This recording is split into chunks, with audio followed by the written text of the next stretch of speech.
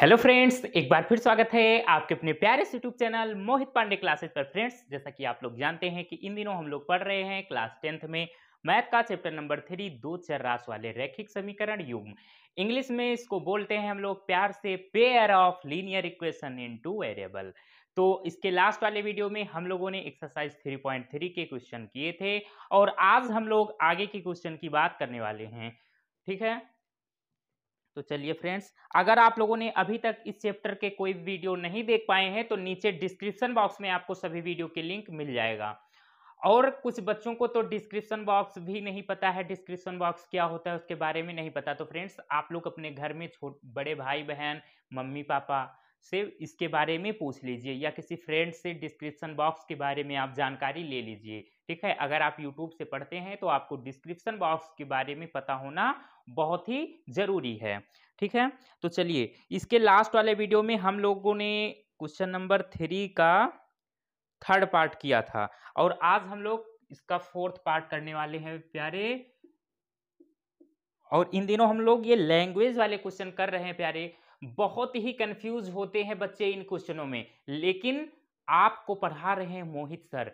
तो मोहित सर से पढ़ने का मतलब है नो डाउट नो कंफ्यूजन। ठीक है, तो चलिए, क्वेश्चन आपको स्लाइड पे शो हो रहा होगा। बहुत ही इंपॉर्टेंट क्वेश्चन है, बहुत बार पूछा जा चुका है बोर्ड एग्जाम में और इस बार भी आने का चांस है, क्योंकि 2022 में और आपका 2021 में भी ये क्वेश्चन नहीं आया है, तो इस बार आने का बहुत ही चांस है। बहुत ध्यान से देखिएगा। क्वेश्चन कह रहा है, एक नगर में टैक्सी के भाड़े के में एक नियत भाड़े के अतिरिक्त चली गई दूरी पर भाड़ा सम्मिलित किया जाता है।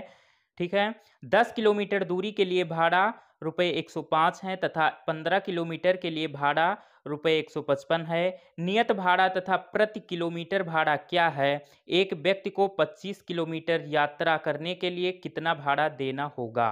देखो प्यारे, क्वेश्चन का मतलब समझो। कोई एक गांव समझ लो, हमारा ही गांव ले लो या अपना गांव समझ लो। एक गांव है, वहां पर टैक्सी चलती है, तो उसमें एक फिक्स किराया है।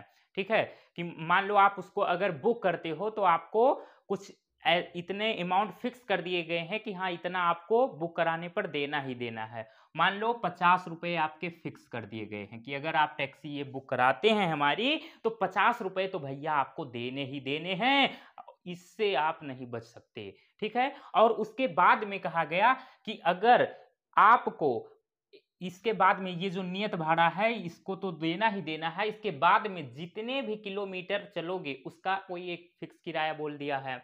मान लो उसका बोल दिया है आपको 30 रुपए प्रति किलोमीटर। ठीक है, मगर अगर जैसे आपको जाना है तो ये 50 रुपए तो देने ही देने हैं बुक करवाने के तुरंत बाद, लेकिन उसके बाद जितने भी किलोमीटर आप जाओगे उसमें आपको 30-30 रुपए प्रति किलोमीटर के हिसाब से और देना पड़ेगा। ये इस क्वेश्चन का मतलब है प्यारे। ठीक है, तो अब जब हम क्वेश्चन करेंगे तो बहुत बढ़िया से आपको क्लियर हो जाएगा। देखो, इसमें हमें निकालना क्या है, पहले तो आपको यही पकड़ना है इस क्वेश्चनों में कि हमें इसमें निकालना क्या है, हमें इसमें ज्ञात क्या करना है प्यारे। तो हमें इसमें निकालना है नियत भाड़ा तथा प्रति किलोमीटर भाड़ा। नियत भाड़ा, ये जो फिक्स किराया है वो कितना है, और जो अतिरिक्त किलोमीटर हम लोग चलेंगे वो कितना है, ये हमें इस क्वेश्चन में निकालना है बालक। तो हम क्या करते हैं, लैंग्वेज वाले क्वेश्चन में जो चीज हमें नहीं पता होती है हम उसको मान लेते हैं प्यारे। ठीक है, तो चलिए हम मानते हमें क्या नहीं पता, नियत भाड़ा नहीं पता है और क्या नहीं पता प्यारे, प्रति किलोमीटर भाड़ा क्या है। ठीक है, तो हम मानते हैं, क्या मानेंगे, माना नियत भाड़ा x रुपए। ठीक है, तथा प्रति किलोमीटर भाड़ा y रुपए, ये हमने मान लिया। ठीक है, अब क्या करते हैं, अब अकॉर्डिंग टू क्वेश्चन चलते हैं। प्रश्नानुसार आप लिखिए, प्रश्नानुसार।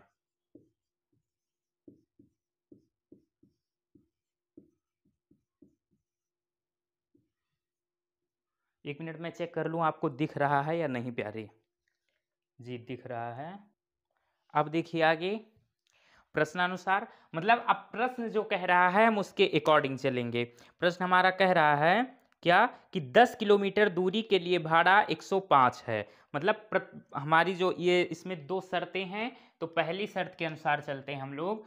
फर्स्ट शर्त क्या कह रही है कि 10 किलोमीटर दूरी के लिए भाड़ा 105 है। तो हमने क्या माना है कि नियत भाड़ा जो है वो x रुपए है और प्रति किलोमीटर भाड़ा जो है वो y रुपए है। तो आपको अगर 10 किलोमीटर भैया जाना है तो जो ये नियत भाड़ा है ये तो आपको देना ही देना है।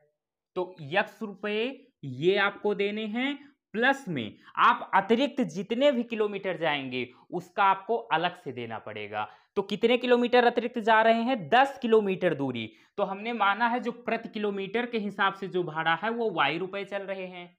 ठीक है, तो इसमें कितने किलोमीटर अतिरिक्त जा रहा है? ये 10 किलोमीटर। तो अगर 1 किलोमीटर का y तो 10 किलोमीटर का कितना होगा? 10y होगा बालक। कितना? 10y। तो ये आपका 10y हो जाएगा। और 10 किलोमीटर चलने पर कितना दे रहा है? 105 रुपए। 105 रुपए देने पड़ रहे हैं प्यारे। ये आप इसको मान लो समीकरण नंबर 1। इसको एक बार फिर से समझो कि जब वो 10 किलोमीटर जाता है तो 105 रुपए देता है। ठीक है, तो हमने क्या माना है कि जो नियत किराया है वो x रुपए है और जो प्रति किलोमीटर अतिरिक्त का किराया है वो y रुपए है। तो इसमें पहले कंडीशन में कितने? 10 किलोमीटर जा रहे हैं। तो 1 किलोमीटर का अगर y तो 10 किलोमीटर का 10y। तो ये 10y हो गया। और इसके साथ में जो x है इसमें कोई छेड़खानी नहीं होगी, ये एकदम फिक्स किराया है। तो पहले 10 किलोमीटर के लिए 105 देना पड़ता है। ठीक है, ये हमारी फर्स्ट शर्त थी। अब देखो हमारी सेकंड शर्त क्या है। सेकंड शर्त ध्यान से देखो, इसमें सेकंड शर्त में बोला है तथा 15 किलोमीटर के लिए भाड़ा 155 है। ठीक है, तो x तो आपको देना ही देना है, ये फिक्स किराया है। अब 15 किलोमीटर के लिए क्या होगा? तो 1 किलोमीटर अतिरिक्त का किराया हमने माना है y रुपए। तो 15 किलोमीटर का कितना हो जाएगा? 15y हो जाएगा। और जब 15 किलोमीटर जाते हैं तो उन्हें कितना देना पड़ता है? 155 रुपए। कितना? 155। इसको मान लो समीकरण नंबर 2। ठीक है, अब हमें 2 समीकरण मिल चुकी है। सबसे बड़ा काम इसमें यही होता है समीकरण बनाना। अगर आपको समीकरण बनाना आ गया तो भैया आपका बल्ले बल्ले है। जैसे तुमको मैंने चाहा था। अब देखो इन समीकरणों की सहायता से हम क्या करेंगे? x और y का मान निकालेंगे। x y का मान क्यों निकालेंगे? क्योंकि इस क्वेश्चन में कहा है कि नियत भाड़ा और प्रति किलोमीटर भाड़ा क्या होगा। तो हमने माना है, सबसे पहले हमने यही तो किया कि माना नियत भाड़ा x, प्रति किलोमीटर भाड़ा y है। तो x y का मान इसलिए हम निकाल रहे हैं।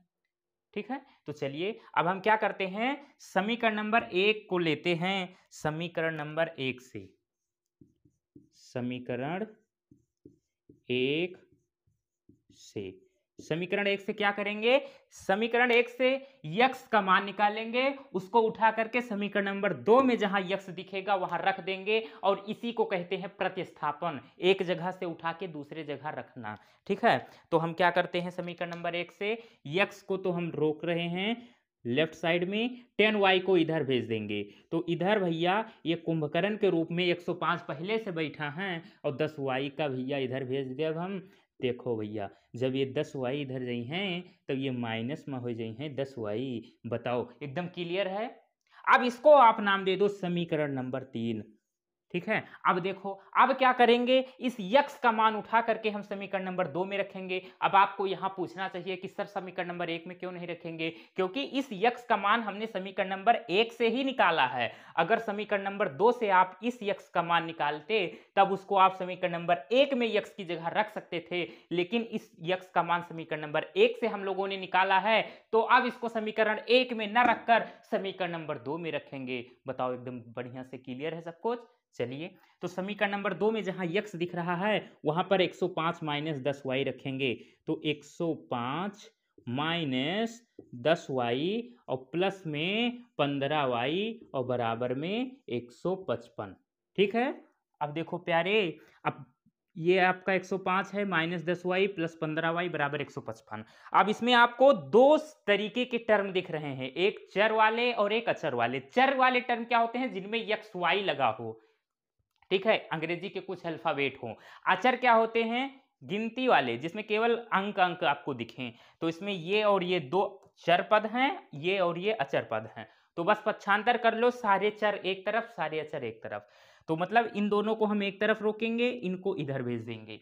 ठीक, तो ये -10y और प्लस 15y, तो ये घट करके कितना बचेगा? 5y बचेगा प्यारे। बचेगा कि नहीं बचेगा? बिल्कुल बचेगा। अब 105 को इधर भेजो तो -105 हो जाएगा। ठीक है, कोई भी चीज अगर बराबर के इधर उधर जाती है तो चिन्ह बदल जाता है। ये देखो 105 था प्लस में, और जब इसको हमने बराबर के इधर भेजा तो ये माइनस आ गया इसके आगे। ठीक है, अब देखो तो यहां से ये 5y बराबर, ये इसमें से ये घट जाएगा तो 5 में 5 जाएगा 0, फिर 5 में 0 जाएगा तो 5, और ये 1 में 1 जाएगा तो 0, मतलब 50। तो y का मान हमें निकालना है, तो 5 को इसके अपॉन में भेजेंगे। 5 एकम 5, 5 दहाम 50। तो यहां से आपको y का मान मिला 10। ठीक है, अब y का मान आ गया है। अब हमें क्या निकालना है? अब हमें x का मान भी निकालना है। ठीक है, तो अब y का मान उठा करके समीकरण नंबर 3 में रख दो। चाहे 1 में रखो, चाहे 2 में, चाहे 3 में, किसी में भी रख सकते हो, लेकिन सबसे आसानी किस में है? सबसे आसान रहेगा समीकरण नंबर 3 में रखने पर। ठीक है, तो y का मान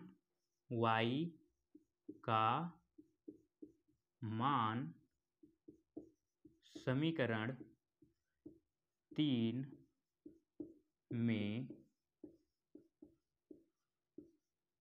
रखने पर, तो समीकरण 3 में रखिए, x बराबर 105 माइनस 10y, तो 10 और y की जगह हम लोग 10 रखेंगे क्योंकि y का मान तो निकल चुका, तो 10।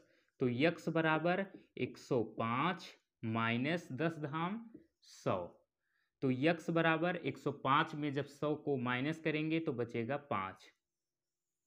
ठीक है, यहां से आपको x y का मान निकल के आ चुका है। अब हमसे क्या पूछा था? हमसे पूछा था, क्वेश्चन पर ध्यान दो, कि नियत भाड़ा तथा प्रति किलोमीटर भाड़ा क्या है। तो हमें नियत भाड़ा हमने माना था x का मान आया 5, तो इसका मतलब कि जो नियत भाड़ा है वो 5 रुपए, और प्रति किलोमीटर को हमने माना था y का मान आया 10, मतलब जो प्रति किलोमीटर भाड़ा है वो 10 रुपए है। तो आप यहां लिख दो, अतः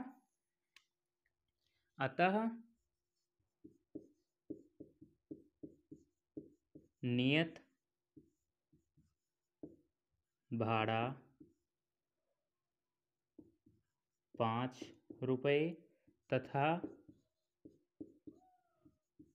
प्रति किलोमीटर भाड़ा 10 रुपए। ठीक है, यहां तक कंप्लीट हुआ। अभी आपका क्वेश्चन पूरा कंप्लीट नहीं हुआ है, अभी आगे और कुछ पूछ रहा है। क्या? कि एक व्यक्ति को 25 किलोमीटर यात्रा करने के लिए कितना भाड़ा देना होगा। 25 किलोमीटर यात्रा करना है प्यारे, तो यहां भी आपको ध्यान देना पड़ेगा प्यारे, बिना ध्यान दिए काम होगा नहीं।